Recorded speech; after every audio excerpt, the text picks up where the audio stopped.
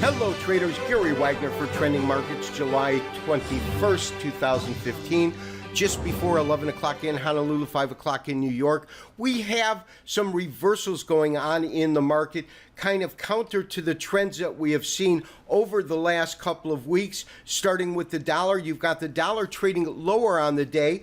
We talked about a couple of areas that I felt this market could go to. Our first level of resistance, as I talked about, was 98. And my belief was that it could go as high as 100, but that was the point in which we wanted to look for this market to go to.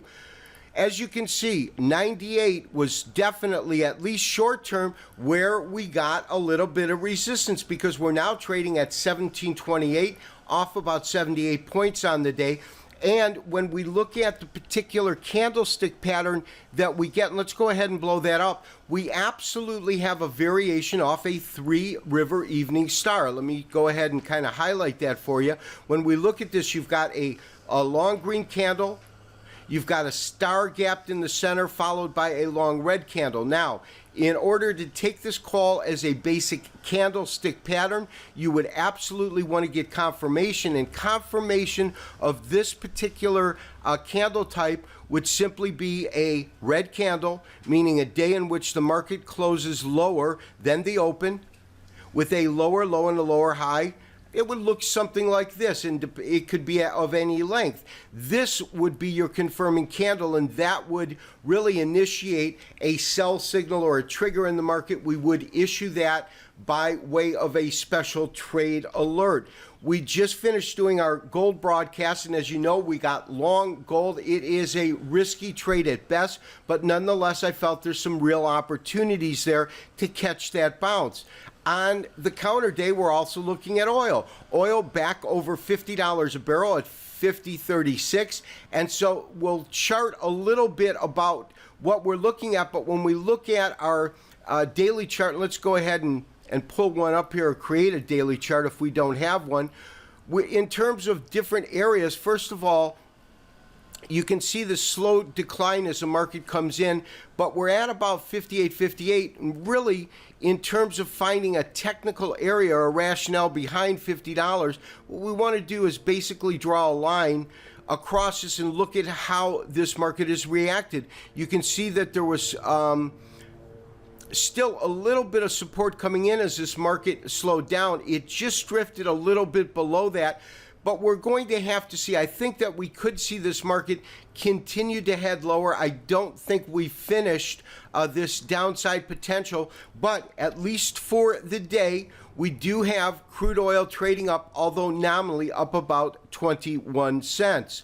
Next thing we want to look at is the Dow Jones Industrial Average, Standard & Poor's. We had Shanghai. China was actually pretty strong.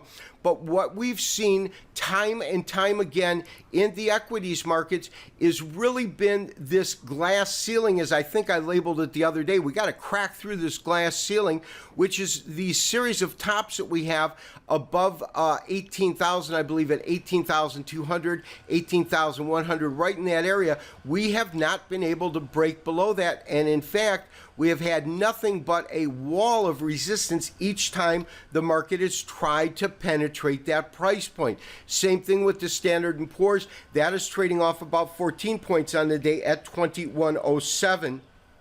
And when we look at our daily chart, you can definitively see how this market comes up, and each day, even though we had higher closing days, you can see how the candle size, the body size, in other words, the relationship between the open and the close has been narrowing. Compare that to these 200 plus point moves that we saw. That's right in here. It's really been quiet, and you can see we've genuinely been kind of running out of steam. The next thing that we want to do in terms of our daily chart is basically we're looking at a standard candlestick, but be able to convert that to a Japanese average. Japanese average is going to look a little bit different because it compares it to the midpoint. So even on this down day, you're not getting a red candle, but you are getting the first signs of real weakness in the market. Now, what do I mean by that? If you look at, for example, any of these days that come in prior to that, what you do is there's no tails on any of them. And when you have no tails, what that is saying is that it opened above the midpoint of the prior day, and at no point during the trading session did it trade at or below the midpoint, because at or below will give you that tail, and that's what you're seeing here. This long tail represents that it traded at or below the midpoint, but it closed slightly above the midpoint even though it closed down on the day. So this is a pivotal reversal that you look for in a Japanese average chart, and then it would be followed by, of course, a red day down. You can see that right here, for example, although the candle is red. You can see that right here. You've got green and then a smaller green before it starts to decline. So that is what we look for. It doesn't mean that what we're going to see is a key reversal, but if we are going to get a key reversal, these are the signs that we need to look for. So that's really what we're looking for in the S&P. Lastly, I want to look at the euro, and as I said, this is a counter trend day. We are back well above that 108. 108 was our initial target, but as you can see, it's absolutely held that 108.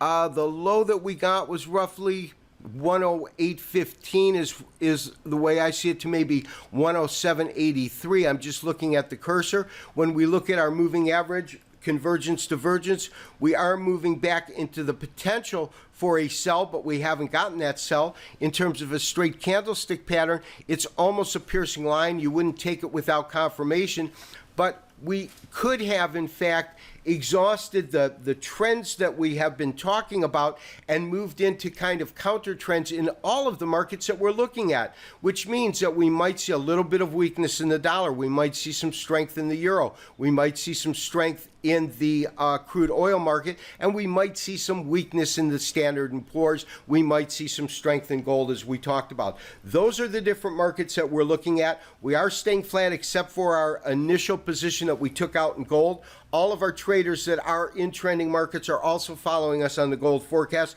I've actually not even released it to the public just yet. Realize Trending Markets was created for gold forecast subscribers, so we had additional moves to make. I haven't really publicized the fact that we've launched it. So we're long gold. We're looking at all of these other markets for counter trends, and we'll act accordingly in the next couple of days. This has been Gary Wagner wishing you, as always, good trading. We'll talk to you tomorrow for another daily update and review. Bye-bye.